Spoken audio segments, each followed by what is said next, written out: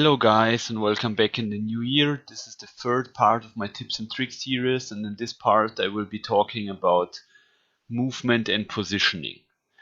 Some general things in advance before we start with the topic. I wanted to state that every advice I will give you is something that should help you thinking about the game. It's not something that you should always base your decisions on, because the circumstances in Krosmaster are always different, because it's a highly complex game, so you cannot give general statements about it most of the time.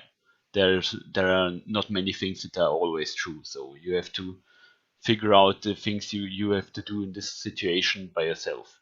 And I will try and help you make your decisions. I will mainly show you this with my Black Crowd team, and I also will use many different Krosmasters which are very important to the topic of movement and positioning.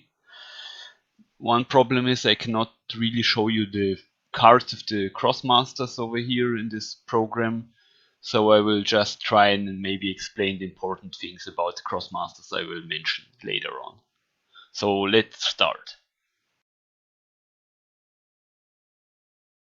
Let's start off by defining busy and bored Krosmasters. I, as a mathematician, have a trend to defining things. What I mean by that is, for example, in this picture over here, we have my clock and coagulary in my opponent's team, and my Molars have to take their turn now. And what I mean by that is, someone is bored if he has nothing to do, nothing important to do in his next turn. Important most of the time is a maximum of collecting maybe one karma and just walking around. He cannot attack anybody. If I would decide to walk my clock, my Molar, I mean, it would be a mistake in my opinion to walk him over here, or over here, I mean, 1, 2, 3, 4, yeah, over here. So if he started over here, and I can walk him either over here or over here, I should definitely normally decide not to activate his my clock such that he can attack me. So the outcome of this is not that bad in this case. It's pretty bad, because if I would walk him over here, it would be 1 free damage on my Molar, and he could also not attack next turn because he has -1 AP reduction. So this would be a bad move to do for my Molar. Another very important example with many different Krosmasters with this is in the case of Coagulary. Coagulary is a melee Krosmaster which does 3 damage with 3 movement. So in general, you should try and keep him bored, because the 3 damage is pretty high, and the difference between bored and busy with Coagulary is pretty important. So for example, if I attack him with my Molar, I should not afterwards decide to walk over here most of the time. So because then I would just activate his Coagulary, he could just hit me back. So instead I should maybe walk over here or over here, so depending whether how far I want to go to the left or to the right, and if there are other Krosmasters which I can busy aboard. And the pretty extreme case of this is the Krosmaster Gain, which many people have a hard time fighting against him.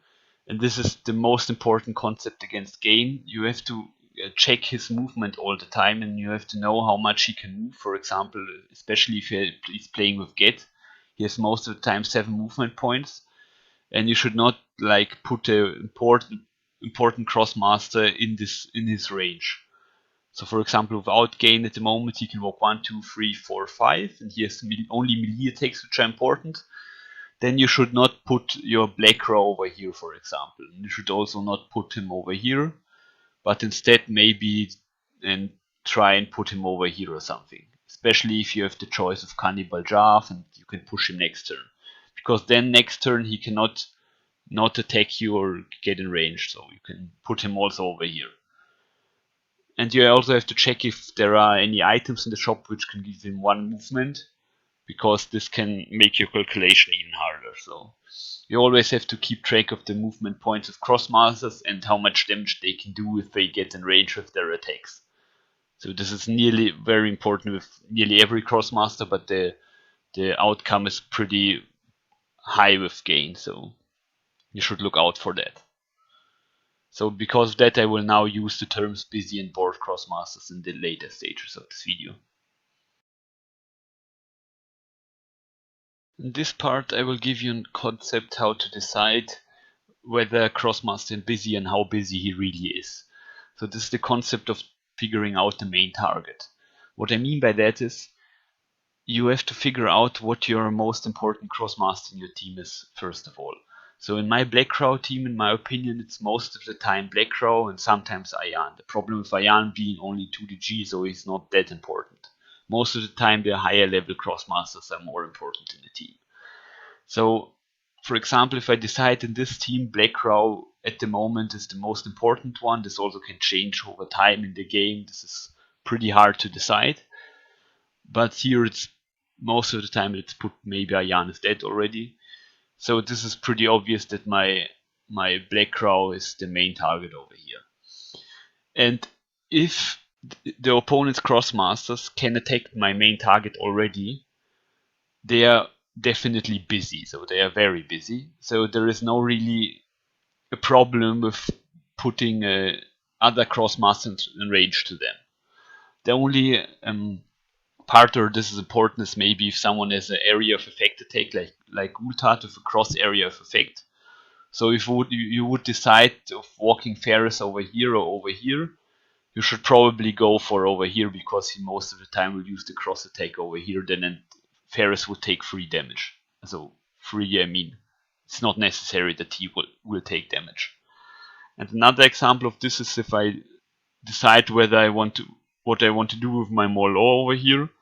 So if I would, let's say, starting here, and I'm looking for this Molo over here, I can think that maybe if I would walk over here and attack his Gultat, he can attack me back. But what I said before is he can attack my main target. So why would he try and attack my other Molo? There is most of the time no point in that. So he will first start attacking my Black Crow, and if my Black Crow would die, most of the time I will be losing anyway. So because he is busy attacking Black Crow, I can move my Molo wherever I want, other than maybe the cross range of Gultat. So I can just walk easily over here and attack him with my range attack. And this is also true with all other Krosmasters now. I can also most of the time walk my Cannibal Jav over here or something. As long as my main target is in range to the other Krosmasters, I can use the other Krosmasters to block them or just get in there. So just that I have easier time taking him back next turn. Also, figuring out main target is meaning for the opponent. It's also pretty important to figure out the main target from your opponent and to focus the damage on him. But this is not very important for the movement, so I will not try and talk about that. But this is something you should think about in general.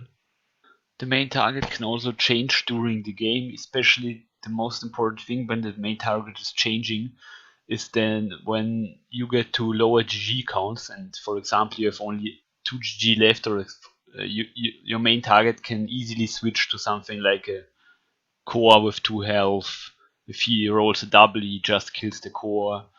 Or Cannibal Jav can be the main target if you are stuck at 2 GG or 3 GG and he rolls a double. So you have to really be aware of such. At some point it will be way easier to kill a low level Krosmaster of yours to win the game.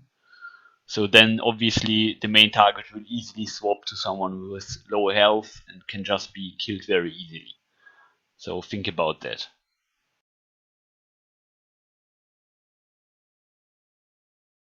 The topic of going on offensive or staying defensive is something you have to think about in general. So this is very important without the movement and positioning part. But I will show you some examples which are maybe easy to decide or hard to decide. So this is one example. For example, I have a Yob style on my Ayan over here. So he has a free base damage attack 3 times. And maybe even I gave him critical strike.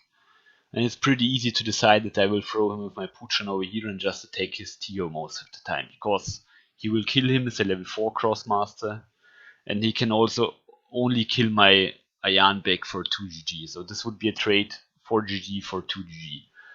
So this is in general easier to make than something like this, where, for example, in the last turn they played, they had a hard decision to make, where my opponent in a swarm team had a yarn over here, and I could buy an item or something like that, and had a high chance of killing him if I throw my yarn over here and attack him with my yarn.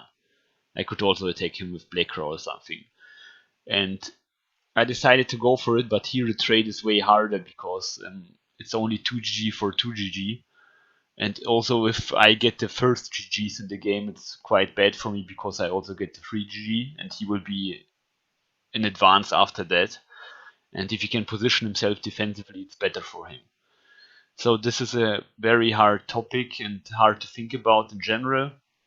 In general, as I take it most of the time, if I will throw my yarn in for an attack if he would kill somebody who is most of the time level 4 or higher, definitely. And if he's level 3 or lower, it's hard to decide, so this can go either way. Because of that, in my opinion, Coagulator is such a good Krosmaster because the decision is not very hard to go in with Coagulator if you are able to attack somebody. Even if it's a level 1 Krosmaster most of the time, because Coagulator has 7 health and she's only 1 GG, it's pretty easy to go in for something like a Molo and attack him over here.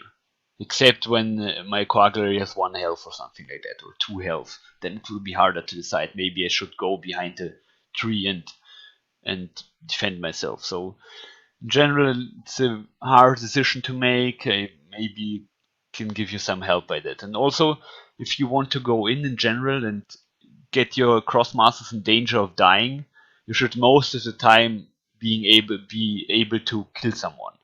If you are not able to kill someone, for example, if I would go over here and attack his gain with my Ayan for 3 to 4 damage, and then walk over here with my Black Claw for whatever reason, maybe over here, to deal him some damage, and he would have 7 health left.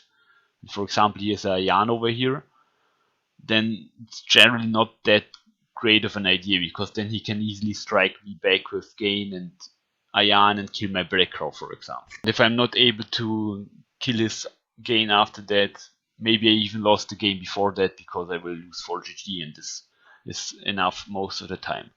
So most of the time, if you go aggressively, you should nearly always try and kill someone very important.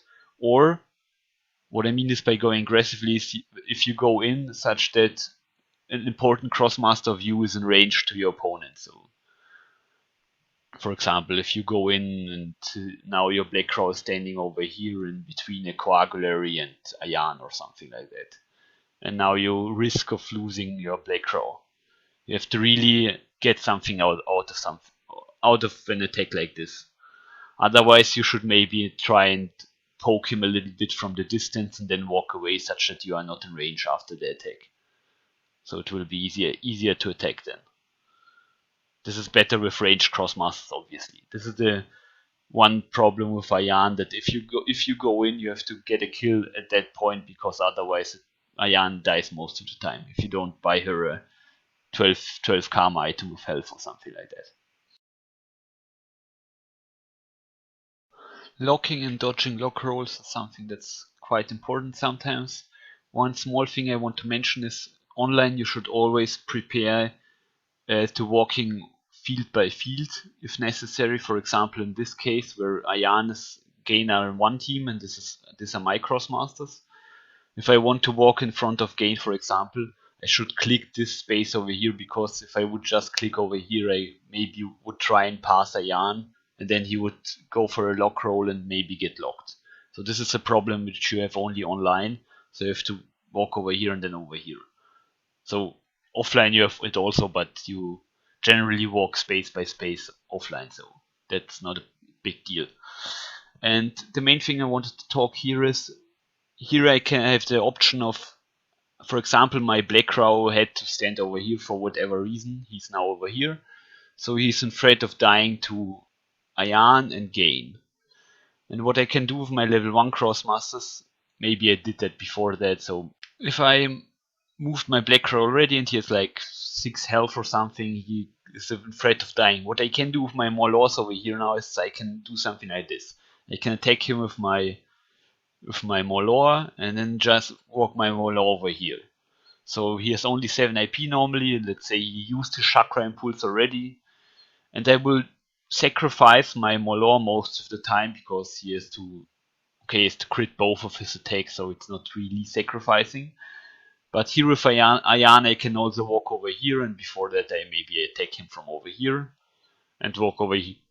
And now he has to, if he risks of attacking my Black Crow, he has to walk past my Molor 2 times if he wants to attack him 3 times, because he can also port after one move, but also without moving, then just walk over here, but then he can only attack once. So this is pretty high risk he takes, and this is not unimportant, especially at the moment in this game. This will probably change with Krosmaster 2.0, but now it's very important. So he has to decide whether he wants to attack my Molor instead, and most of the time he will do that instead, because I walked in there and prevented him from attacking my Black Crow, which is a main target in this point, for example. And because maybe I need my Black Crow to finish off his Gay next turn, or his Ayan, who is very important also. So I can move my figurines near my opponents, which are not that important, to avoid him attacking someone else. This is extremely important, especially if someone uses a Krosmaster like Nox, whose main attack is a two range attack, so you cannot use it in close combat. So if, for example, if I would try and lock him with my Molor, he would have to port away first and then maybe attack someone behind that. So if my Black Crow would stand over here, I can walk my Molor over here, and now he has to port somewhere and then attack my Black Crow only, and he cannot use the cross attack and the range attack afterwards because he lost 2 AP already. So this is kind of important, otherwise he has to try and unlock himself. If you want to figure out why it's that important, you can read it up at the bottom in the Double Critical forum, where I post the probabilities of blocking someone, especially if you give him the lock power. It's quite likely that you can lock someone out and he loses all his AP. So you can check it out in the bottom. This is in German though, so you have to be aware of that. Moving after setup can be very different with many different teams. So I'll show you in this example and we'll maybe try and talk something in general. So here in this example I will always start with Cannibal Jav, walking over here, collecting the karma and pushing my coagulary over here, and then walking over here. Here I want to mention that I could also start over here and collect 1 karma more, but you will see why in my opinion this is not that important. And my coagulary would most of the time would walk over here and collect the karmas. So I will do that most of the time, and here I will throw my Ferris and walk over here and collect the 4 karmas. Now I have to decide where I want to walk after that, and it really depends on the opponent's team. And because I have Black Crow, it is easy to position myself that aggressively. So that's the strength of Black Crow, because my opponent's Krosmasters lose 1 AP at the start. So this makes him unlikely to strike me back hard after the setup. But for example, he has a, let's say, a gain starting over here, and maybe even a my clock over here. Then maybe it's not that great of an idea to walk my Ferris over here. Though I'm not saying it isn't, but it may not be, because then he can walk over here and just take my Ferris, and then also maybe use a square attack somewhere over here if he walks away with his gain afterwards, and can also deactivate my Ferris with his my clock. 1, 2, 3, 4. So maybe I should end my turn over here and go 1 space back. So it really is depending on the opponent's team, but you have to think about many things if you're changing your positioning with the setup. For example, if I would end this over here, my Puchan would also walk over here before that, so such that I can push her with my Cannibal Jav from over there. 1, 2, no, from over here. I can walk over here and push her over here if necessary. Maya normally collects the karma ports over here and collects these 3 karmas and ends over here. But now you see the problem. For example, with this setup now, because I position my Ferris over here, I am not able to throw anyone next turn. So I need to change my setup over here also. I need to maybe position my Yan over here after collecting the karma and collecting 1 karma less, because now I can push my Pucha and still throw him over here or over here if necessary. So you really need to be aware of your movement and how, if you change it, it can change the things for many other Krosmasters also. And my Molo has to walk over here now.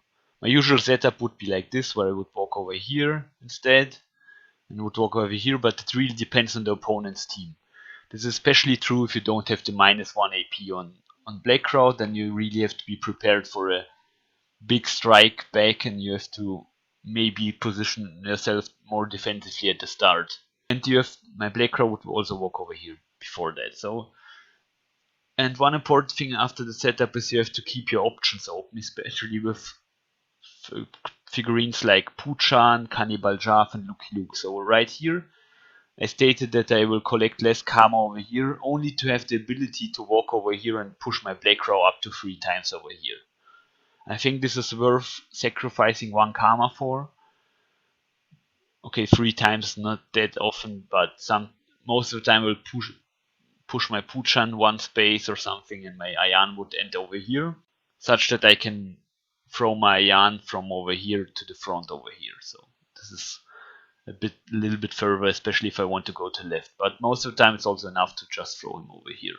But then he will block my Ferris, because he will move after my Puchan, and then my Ayan would move. So there are many things to think about while doing the setup.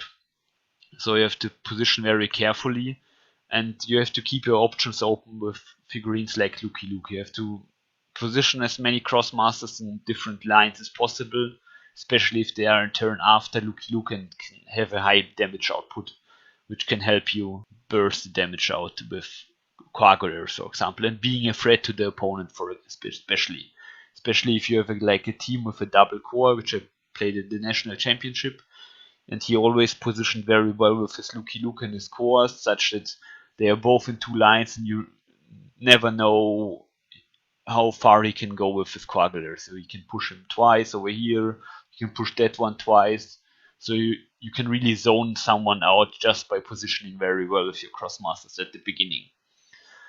So this may be different from team to team, but the goals should be collecting many karma and not getting your opponent's Krosmasters busy by freely attacking your Krosmasters without risking something.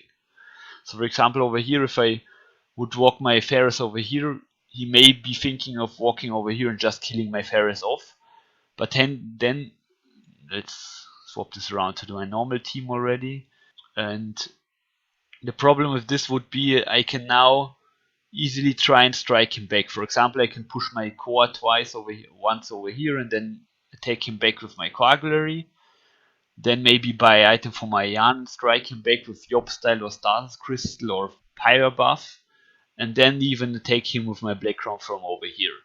So you would risk something by killing off my Ferris, and it would be a level 6 Krosmaster which can die afterwards. So you have to think about the risks your opponent has to take your Krosmaster. This is something I didn't mention before. In the busy or unbusy part, if you get something busy, if he's risking something by going in, it may be that it's not a possibility for him, because he would risk a high level Krosmaster to attack you, so he's not going to do that. So you can sometimes position more aggressively, as I told you to.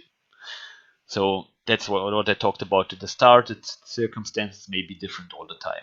So you have to just be aware of the things I talk about and think about it by yourself in the game. You should definitely also think about if you are going second most of the time. If, for example, with a Mercato team, your goal should be a little bit different, because you're always going second, so you're trying to be a threat to the first player, such that he cannot set up that aggressively as he wants to do. By positioning Krosmasters like that, for example, you can Now push your Mercator forward, or push him again, or you can push him once and stay over here and then buff him with Lu, such that he can walk 4 spaces, and now you're a big threat on the board already, and your opponent cannot. You stop your opponent from positioning very aggressively. So this might be even more important if you have a low initiative team. So you have to have the ability to strike back very hard. And with this Mercato team, it's possible because you have, after the buff, you have 10 AP, so you can either use the melee attack twice or use the range attack 3 times to kill someone. And if you use the button snap even with the melee attack or something, you can do a high amount of damage and kill someone easily. Even a higher level Krosmaster, so he cannot position himself over here that well. This is very important if you have a low initiative team. Pushing and throwing is an important part of Krosmaster, so you have to be aware of that. And you always have to try and position such that you have the many possibilities with that.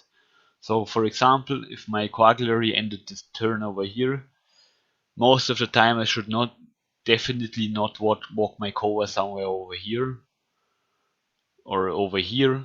Over here might be good because now I can push my Coagulary to the left also, so if the action is going on over here, this may be a good move because now I can push them both to the left. But if the action is going on over here, you should try and walk as far as you can without making someone busy who is bored at the moment. For example, if here is a Quentin somewhere, he can walk over here and attack you if you walk over here.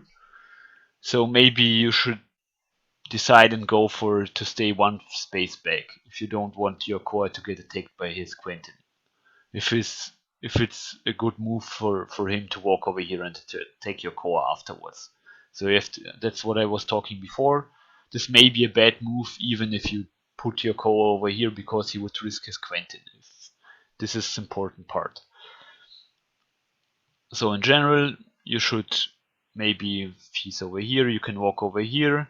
And now you can, next turn you are able to either push your core over here 2 times, or walk over here and push it over here 2 times, or push this one core over here 2 times. So you are very flexible by positioning yourself very well, especially with Krosmasters like Lucky Luke or Cannibal Jarf. This is also important with Puchan, for example. Let's say he has a Quentin over here. You definitely don't want to walk your Ayan port somewhere over here and walk over here or something, because now he can easily attack you and walk back, and you aren't even able to throw your Ayan afterwards.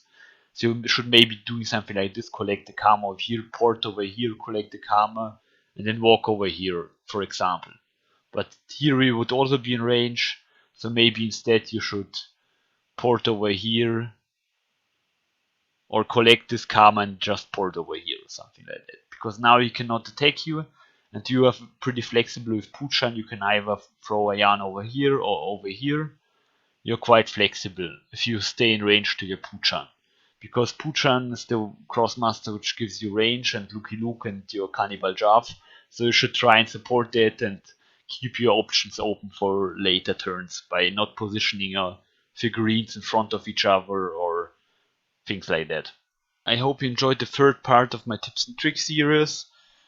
If in your opinion I forgot something important about the topic of movement and positioning, please mention it in the comments down below. I will try and answer it as detailed as possible and maybe talk about it in the comments.